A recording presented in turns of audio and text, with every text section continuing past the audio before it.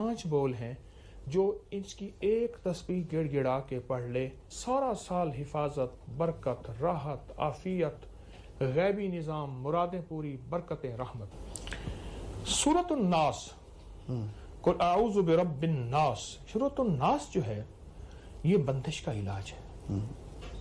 جو شخص اپنی کاروباری مرکز، دفتر، دکان، فیکٹری، زمین، وہاں سورۃ الناس صرف 11 بار پڑھے، صحیح، اول آخر درود پاک 3 بار اور ہر دفعہ بسم اللہ الرحمن الرحیم، اور 11 بار پڑھ کے پھونک مارے، بندش ٹوٹتی ہے۔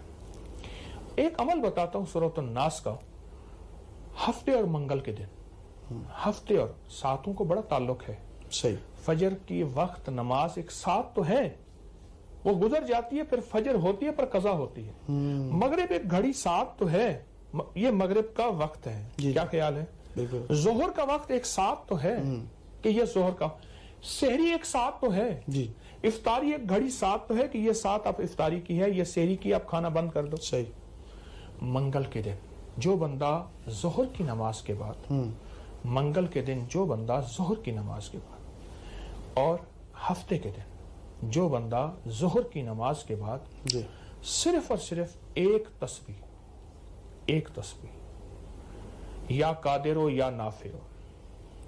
اچھا، یہ وہ وظیفہ ہے، میں اس کو عمومی بھی بتاتا ہوں، لیکن اب آپ نے یہاں کہا ہے کہ بندش توڑنے کے لیے، جی، ہر نماز کے بعد نہیں، صرف ظہر کے نماز کے بعد اول آخر 3 دفعہ درود شریف، یا قادر ہو یا نافع ہو، ایک تسبیح پڑھے، پر پڑھے ایسے اللہ بندہ ہو، گڑ گڑا کے، اللہ ہو اور بندہ ہو، بہت طاقتور چیز ہے۔ یہاں ہر عمل، جی، جتنے عمل میں بتا رہا ہوں، دعویٰ نہیں کروں گا، جی، جی، ہر عمل کے مستند ثبوت ہیں مستند کتابوں سے۔ جی، جی، ایک بندہ کہتا ہے کہ میں نے یہ پڑھا نہیں، جی، تو وہ کہتے ہیں یہ کہاں سے آئے ہیں، تو وہ اپنی ناواقفیت کو واقفیت میں لے آئے، جی، جی، جی، اس کی ناواقفیت ہے۔ جی، ہمارے لیے اعتراض کرنے والا بھی قابل احترام، جی، جی، تو یہ ہمارے بڑی بڑی مستند عملیات، مستند کتابوں سے یہ عمل ثابت ہیں، اور ان کی کتابوں میں ثبوت موجود ہیں، اور مخلوق خدا کو نفع مل رہا ہے۔